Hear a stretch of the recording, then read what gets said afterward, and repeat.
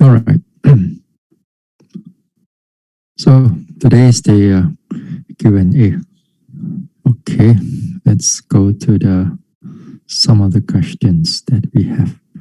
And also, I think that tonight we don't have many questions, and if you want to write down any questions in the chat or even on the mic, then you can do so.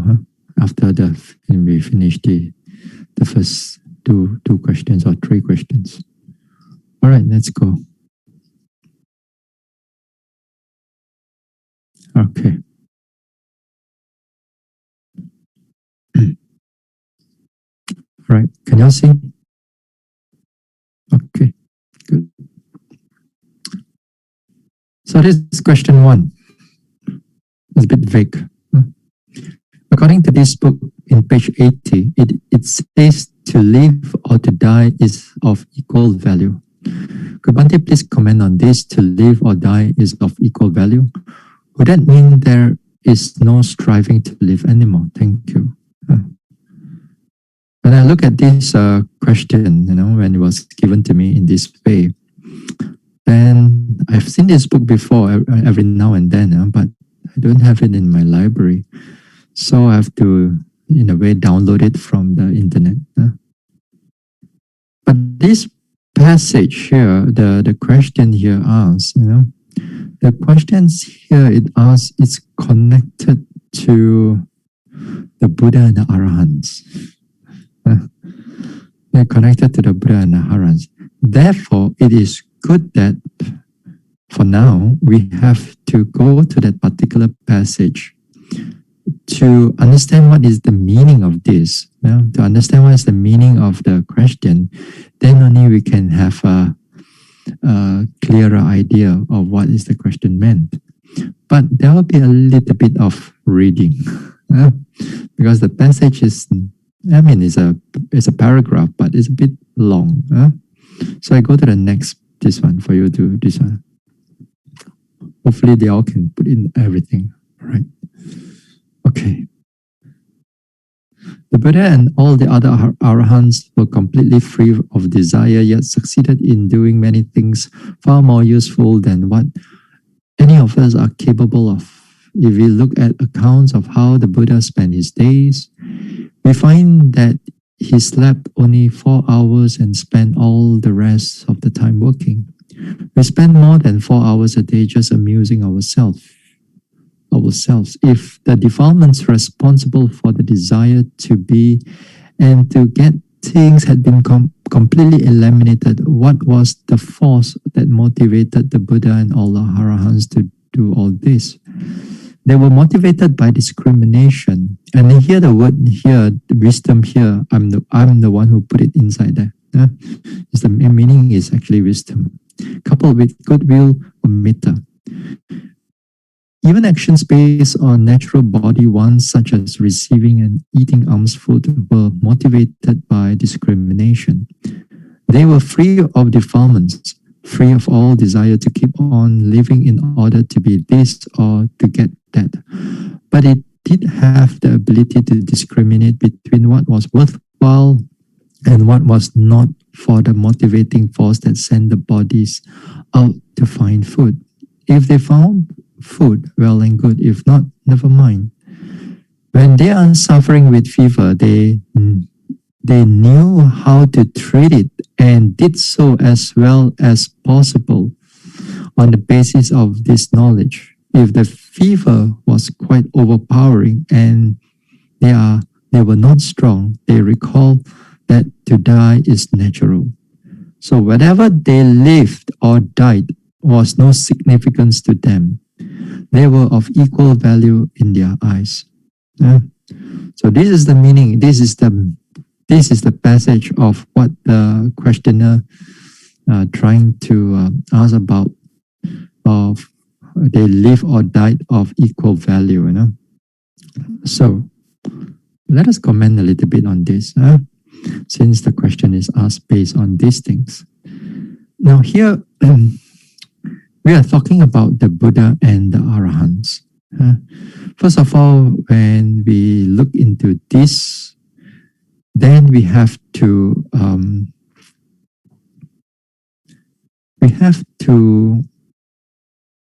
realize that one thing is that they are without desire, whether the sensual desire or any form of craving to be or not to be. To be means to have an eternal or rebirth and so on. And they don't have all those type of desire. So this is, first of all, we have important for us to understand. Secondly, is that arahants, they in a way they have certain degree of strong wisdom, strong clear wisdom, and that will detect how their life, what they do and what they will not do. Sometimes for us we may find strange why he do this or why he or she don't do that. So because it's not motivated by the worldliness. The Buddha says this: Buddha and the Buddha and the Arahants, they are what we call done what has to be done. Done what has to be done, there's no coming back to be. That means they have done their work, their spiritual work, and they don't have to do any more further. Doesn't mean that they don't meditate, they still meditate. Even for the Buddha, we can see that from the accounts of the suttas, he still go for a retreat, Buddha. 2 weeks or 3 months retreat, even he's a Buddha. And here we are, not even here or there. We ask you to go to retreat, we don't want to go. So even the Buddha and the Arahants, they still go for their own retreat, even they have already done what has been done. So for their purpose is to have that peaceful mental state, a peaceful state of mind. Then you may think that, become an Arahant Buddha, they are not peaceful all the time, man. The Buddha has to work, the Arahant has to work, and so on. So they may not able to so-called enjoy, with an inverted comma, able to have that enjoyment of the peace of Nibbana or the peace of jhana. If they have a lot of duties, responsibility, teaching others, and so on. So they have a certain degree of peacefulness, but they don't have the degree of meditative peacefulness.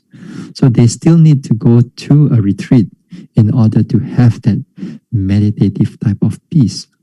So the Arahants, the Buddha also still need to do those things. Now, when they are free from this craving, in other words also, they are free from fear. Free from fear, that means in the sense that they are not afraid to die, and they are also not afraid to live. Sometimes there are people who are afraid of living because there are so many problems around us, and when we cannot able to resolve them, we see no light at the end of the tunnel. Everything is so dark, then we commit suicide because we cannot take the life anymore. That what we are going through. So commit suicide or run away and so on. So they have, in a way, fear of living. Of course, for many of us, the opposite of fear of dying.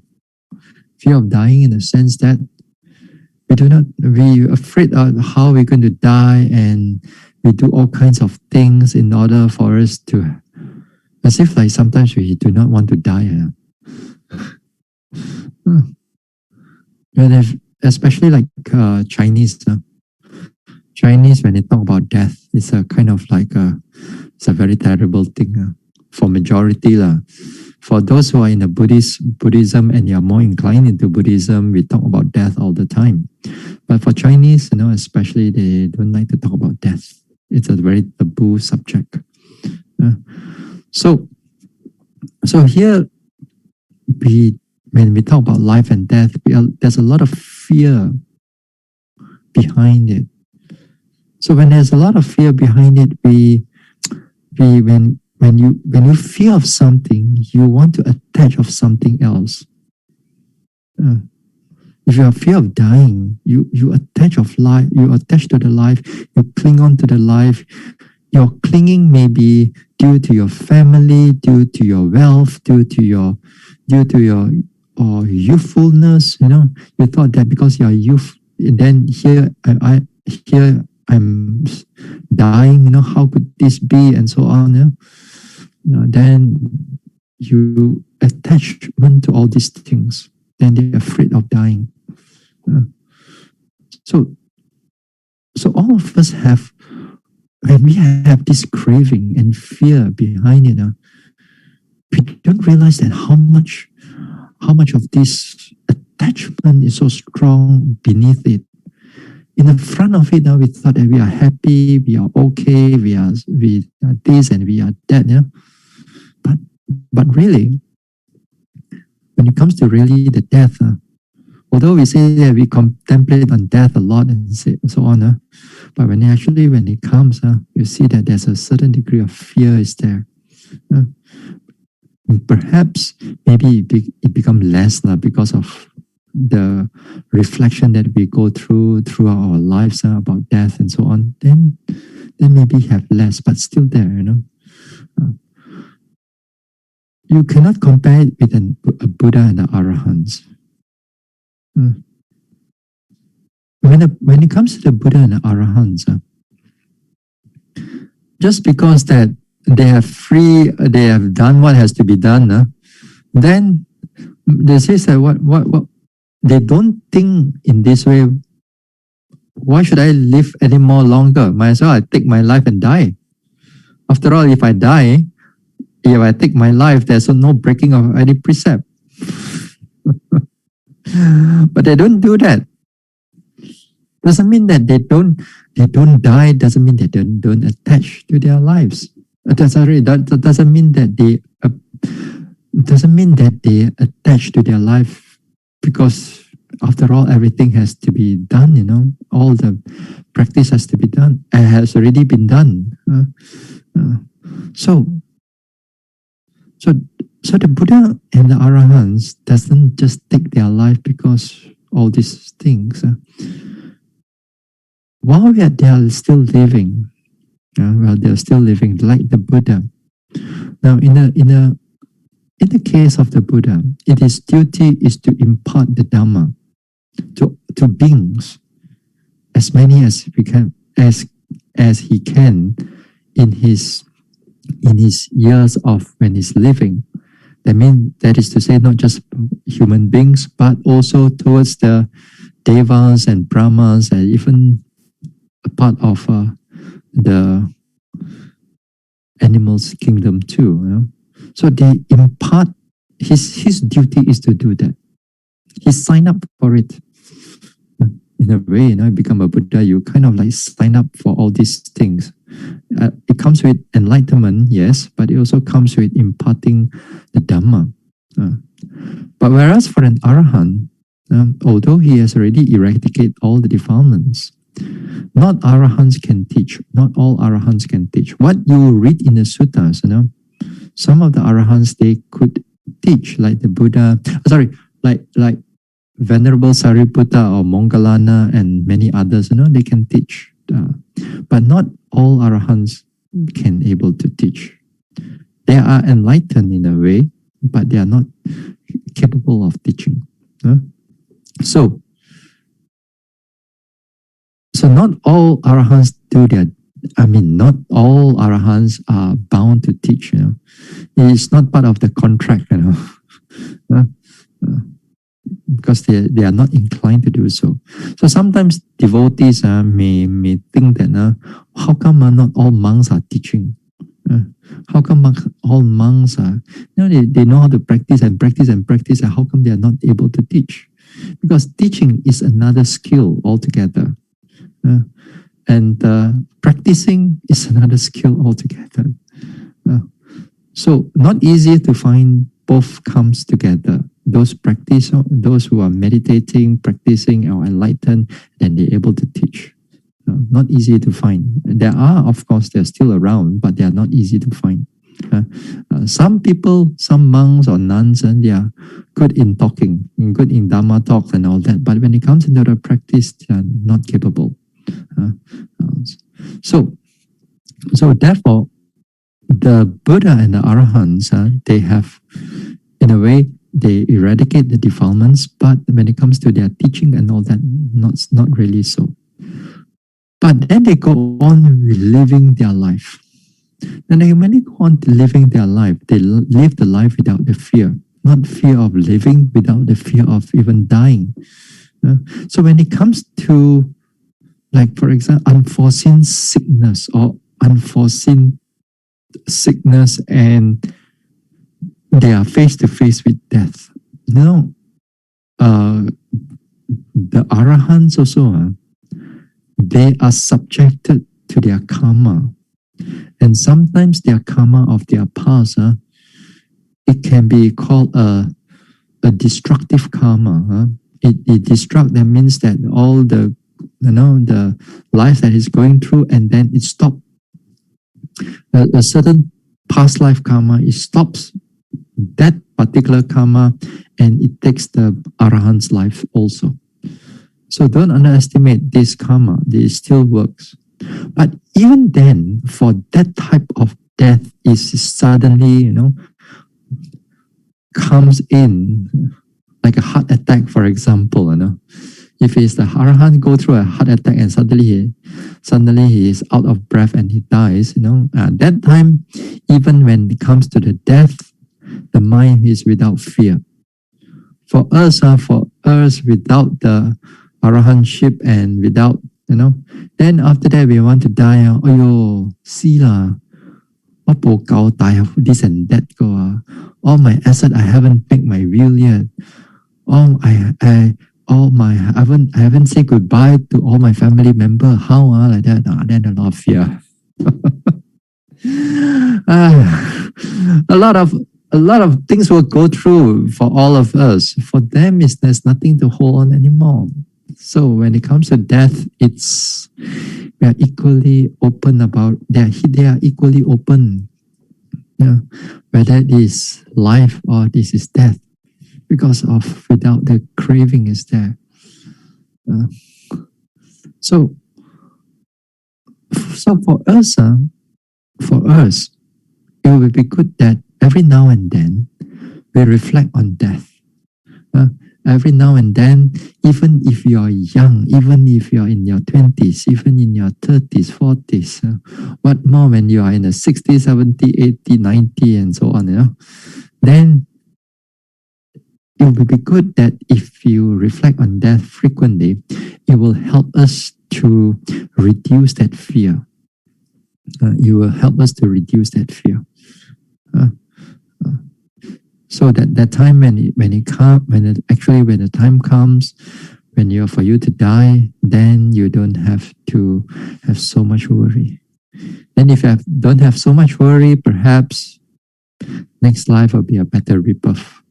If you have attached to all your belongings and all your family members, and you're attached to all your bank account or your shares not disposed, this and that, how come I in such a youthful life, everything is right in front of me, and here I am down with sickness, down with heart attack, down with stroke or whatever, and then therefore, so that one we have to consider it well. So we have to consider well that our life anytime can go. So when we do that, we reduce our fear. So this is what it means on the question here. To live and die is of equal value, because they don't have attachment, they don't have fear of living or even dying. All right? Okay. This Buddhadasa is a this Buddhadasa, he stayed in Swan Mok in Surat Thani, I think, in Thailand. Passed away a long time ago, I think. A long time ago. Yeah. Okay. Next question. All right. As I said, if you have any question, then you can write down in this one, in the chat. So, question 2. What is the meaning of habitual karma? How to apply to our practice? Thanks. Now, last week the question is, what is the habitual karma? So that we can become, in next life, we can become a monk and attain the arahantship. So here is just what is the habitual karma. Okay. So what is habitual karma? Now let's look into the word karma first. Now karma, when it says karma, it means that it is it's action from physical action, speech, and our thoughts. And behind it is usually what we call the intentional action, intentional speech, intentional thoughts. Although we use the word intentional, but most of the time we don't see the intention. We thought that we just talk or we just act out of habit. But no, actually behind all that there is an intention. Just like on Wednesday, when we talk about the nature of the intention, you will see that every movement of your hand, every speech that you're going to speak out, you're going to open your mouth, and also whatever thoughts that is coming through, there's always intentional is there. The intention is there. Even you kill a mosquito without intention, although you say that you don't have any karma. Yes, you don't have any karma because that you don't have intention to kill, but there's still an intention of moving the hand there.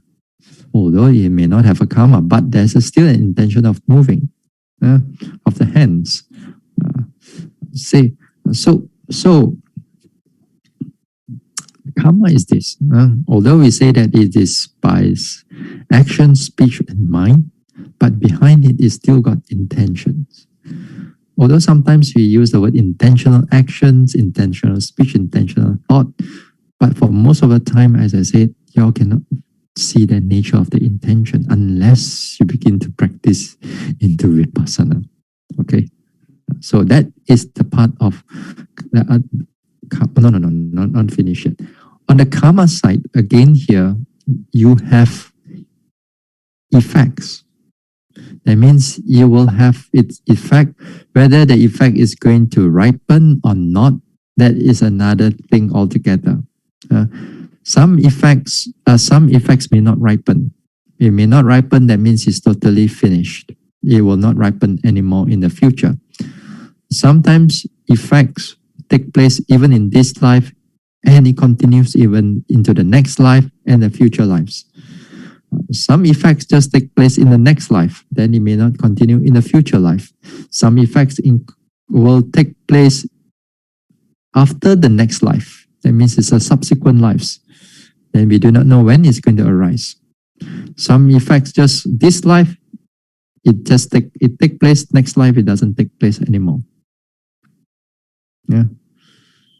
So if this life it doesn't arise, that means it becomes defunct. That means it will not able to come up according to the nature of the karma.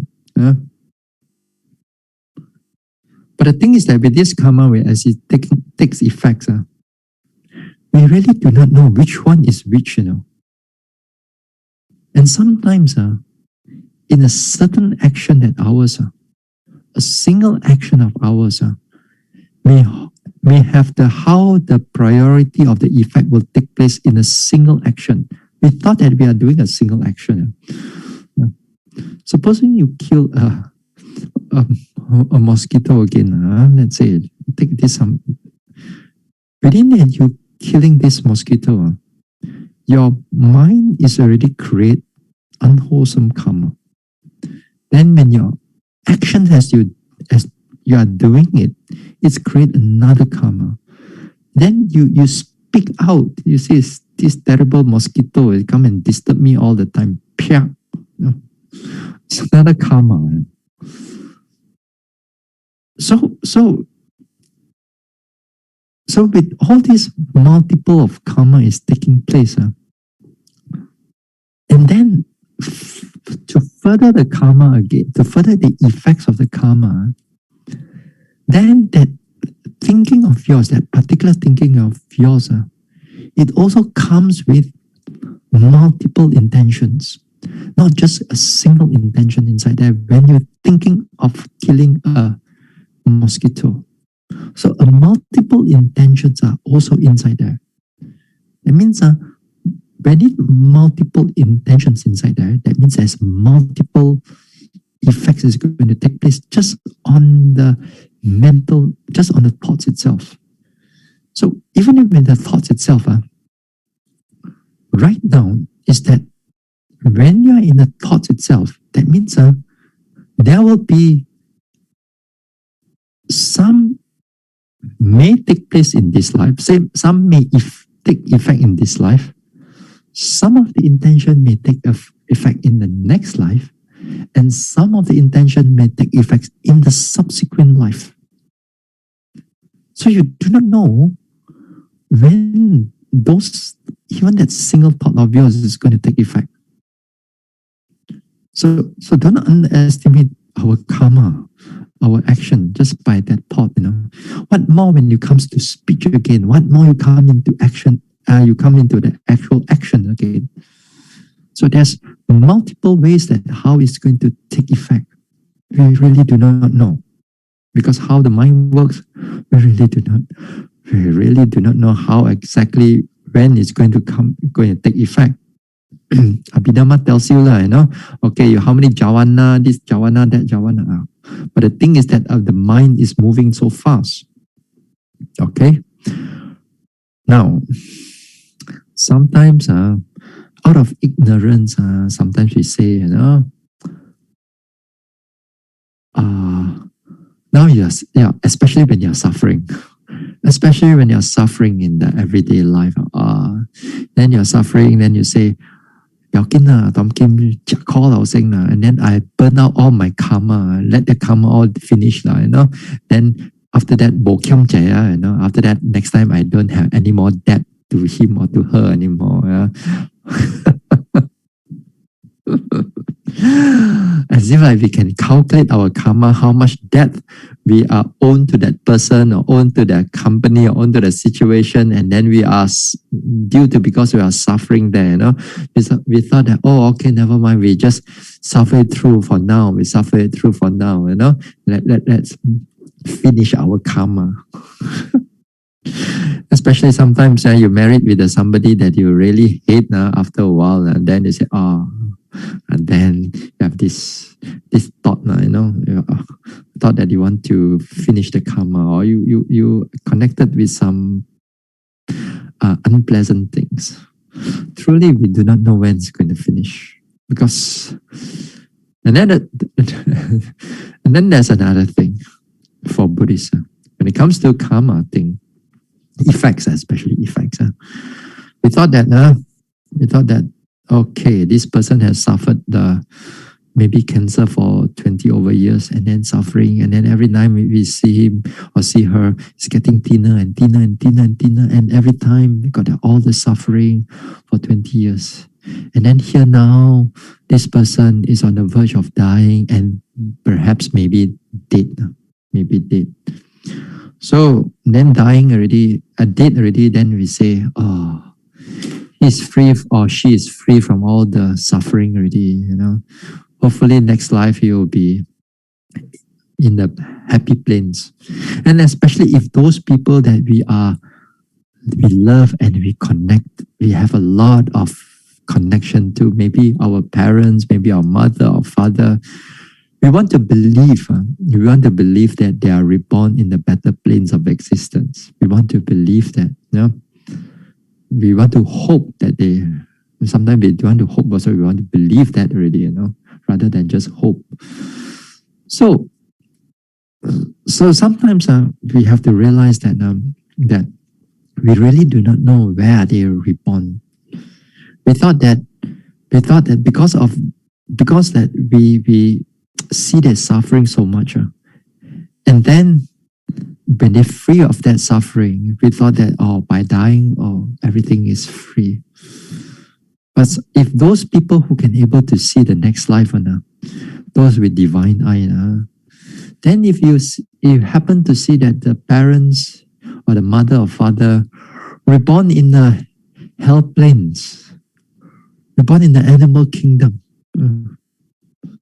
then the one who can able to see those things, then he begin to think then that the suffering of the cancer for 20 over years, it's like a holiday.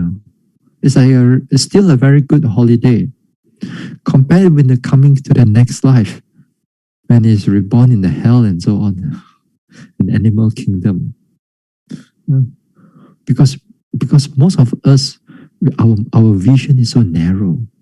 Our sight is so narrow. We see in this life, this death, that's it. And then we thought that the next life is everything must be cozy and nice. But we forget that sometimes, although as much as we do a lot of good deeds here, there are also a lot of unwholesome deeds that are waiting for us in this life, from this life, and also from the past life. And it will determine the next life too. So sometimes we have to be more open about death. Sometimes we really do not know how death will take place and where it will go. So this is something I want to this one. So now the thing is habitual. Habitual karma. Here the word habitual, just like the word signify, that means you do it repeatedly again and again. It may be a thought again, it may be your speech, and it may be your actions.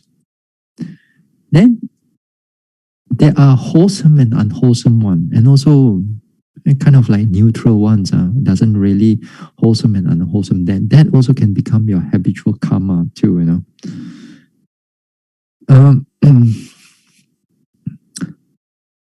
Bad habitual karma.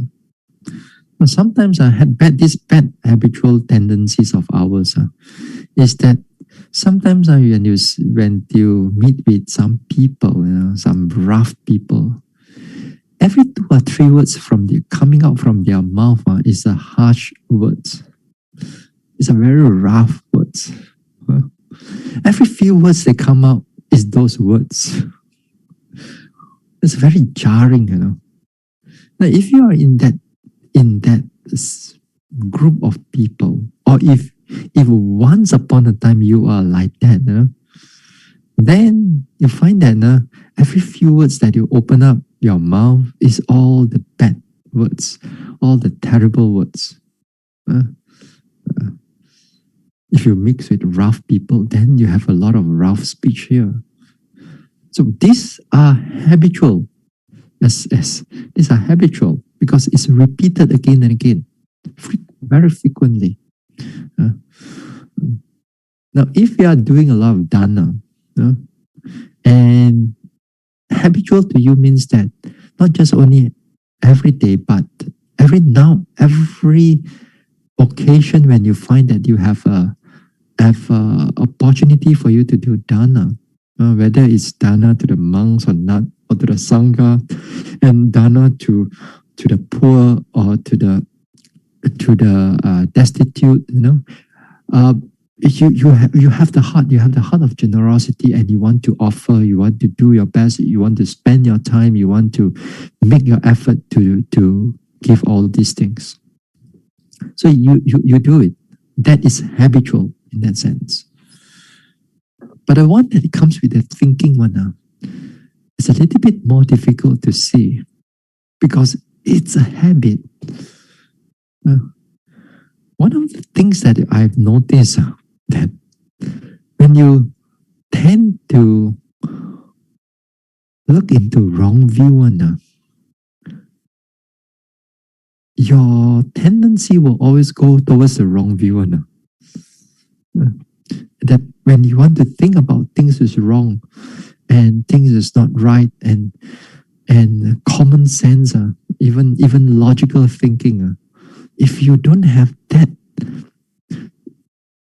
wisdom to to repeat it again and again, then there will be always the tendency going into thinking of all kinds of wrong things. Sometimes, for example, we read also, although monks don't supposed to read all these politic things, but nevertheless, sometimes certain politicians' stupidity is repeated again and again.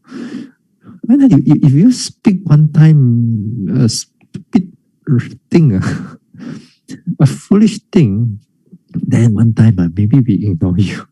But kind of like you repeat it again and again and again and again and again and again and again. Sometimes it just doesn't make sense. How come they keep on having this type of thoughts? And you can see it on all over the world, not just in here in Malaysia, but all over the world, every country, you have this type of politicians, Or not in that sometimes, they are politicians, they are news, and there are certain news, they are biased to certain things, they are always biased to that things that is wrong. It's for the harm of other people, you don't lift up humanity instead of talking about all kinds of terrible things, hurt people, and they are in the politician, they are supposed to make all these laws and so on, But then, so this is a kind of habitual thinking. They repeatedly, they will do all these things. And of course, it comes out in their mouth, in their action, because they think it in such a way. So too, it's good that for us to notice our habitual thinking. Take, for example, if you are a Vipassana meditator, if you're a Vipassana meditator, this is where you can know a lot of your mental habits.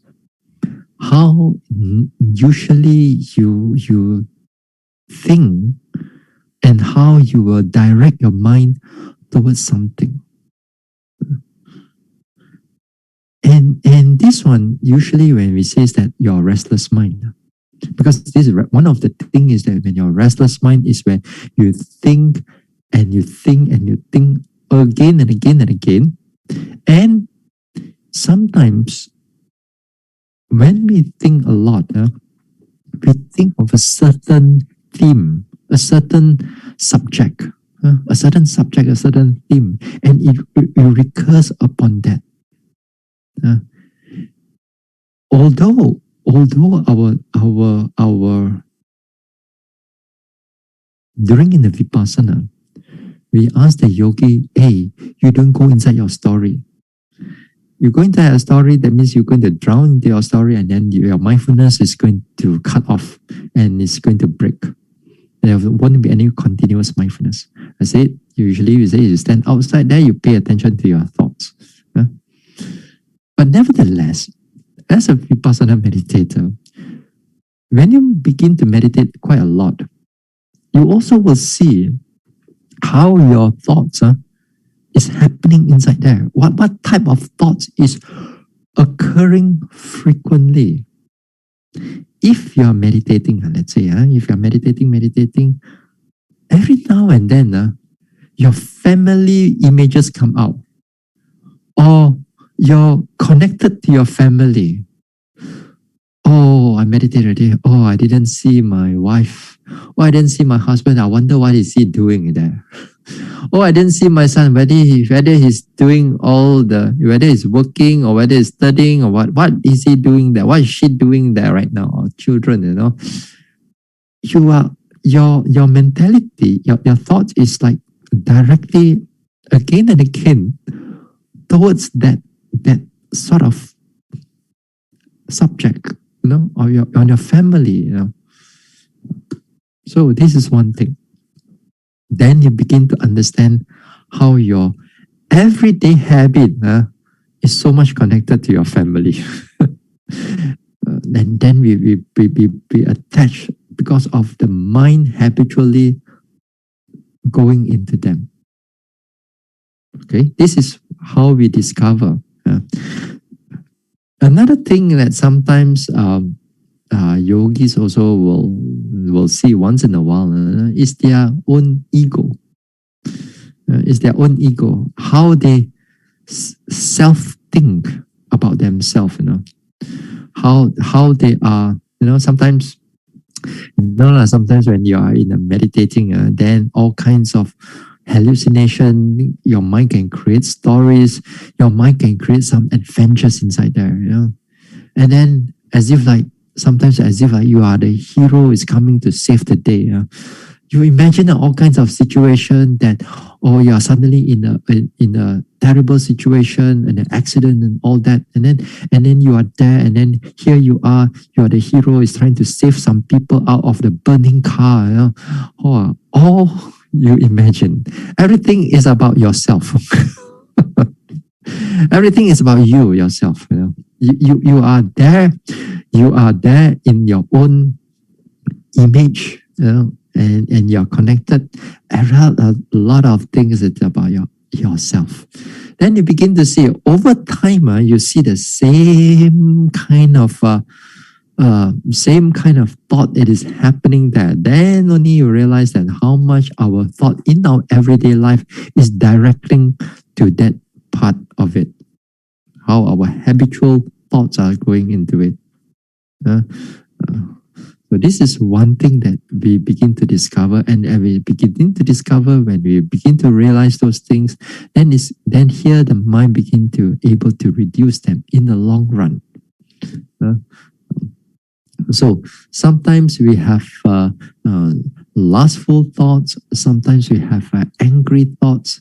Then you see for yourself what sort of thoughts is actually happening a lot into you.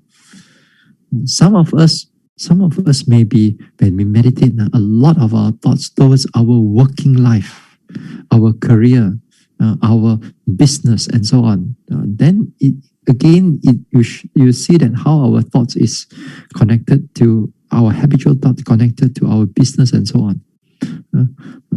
So too in our actions also in everyday life, that you frequent it so much, especially like your career, like your job. When you are doing it the same thing again and again and again and again and again for the next 30, 40 years, you see how the mind is formed into that nature. If you're a teacher, a school teacher, then also after retired also you also think like a school teacher also. Or that anger is still burning inside you, Sometimes because of 30 years you've been harassed by the students, then also you'll be next by the time you retire also be like that. Get very anxiety, a lot of mental issues. So too whatever that you are doing, that in your this one. So here this habitual karma of ours, it creates a lot of strong karma and also weak karma.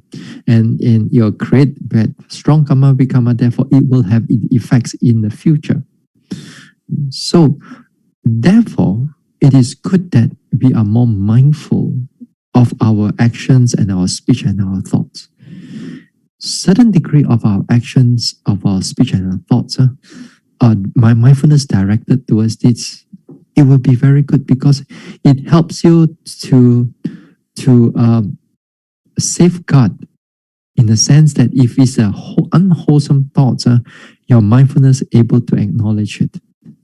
Then your mindfulness also will acknowledge on the other side, on the other end, is that even you see a wholesome one, then it allows for it to do more. So it will be good that we begin to recognize, and this one, it takes a lot of practice in the mindfulness. Mindfulness not only just vipassana, but those people who are doing just mindfulness practice, also they are more in tune with their own emotions, their thoughts, in their happiness, in their sadness, in the way they speak, the way they act, even their gestures and so on. They are more in tune into it. And then for a longer period of time, you begin to aware all these things, and it becomes very helpful to your everyday life. It somehow or another, it makes you a better person. It makes you a more at least if you're a meditator, it gives you that great foundation. It gives you a strong foundation for your further mental development to take place. So just with that foundation will do, with a wholesome foundation, with the clear thinking, with the right speech, with the right actions, then even with that, your everyday happiness will be, in a way, is there. And also that in the next life also, when your times to die, then there's not much fear. There's not much fear. And then when the death, then at least because of the habitual karma, then there will be a higher percentage that you will think about those things that you have done, then it will lead you to a better rebirth. So this habitual karma is a very powerful karma, that how it will, in a way, determine our last thought moment. Because this last thought moment is, again, sometimes people debatable whether which one is more important, last thought moment or habitual karma. Both also is equally important. They have a different function. So even if you have a lot of habitual karma, strong habitual karma in this life also, but because we are still a putujana, still a worldling, if we are not able to have any form of enlightenment, then even a lot of you have done a lot of good deeds here, but in the past life also is still waiting, for it to ripen in your next life. Let's say in your last thought moment, when you come into a last thought moment, and this life, let's say you do a lot of dana. Every day you think about dana, nothing else. Dana this, dana that, dana that. Okay, very good, wonderful. So when it comes to your last thought moment, 80% or 90% of your last thought moment, or near death towards it, maybe 80% or 90% will be thinking about your dana, how much happiness you achieve from the giving and so on. But then still leave 10% there. That 10% still have got this opportunity for it to ripen and bring you down into the unwholesome place of existence. That 10% or that 5% still there. That's the problem with karma. Because I read before, and even for this Ananda, Elder Ananda, Reverend Ananda, in the past life, at one time he did a lot of unwholesome deeds, but the next life he reborn in a very happy existence as a human, happy existence.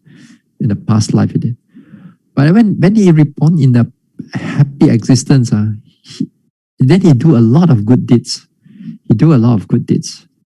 But when he die, he reborn in the bad deeds. He reborn in the awful states again. Because of the past life still waiting. All the karma still waiting. So don't underestimate. As long as you are still enlightenment, it's like a gamble. Which card are you going to put down for the next rebirth? If you got a right card, then you reborn in the better planes of existence. If not, still there. But if you're enlightened, that's a different story. If you're enlightened, then there's no woeful states anymore. Then only there will be human and above.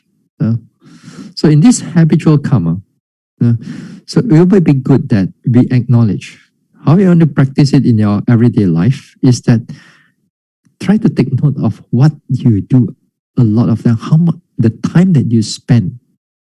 This is on your bodily actions. How much time you spend in that particular thing.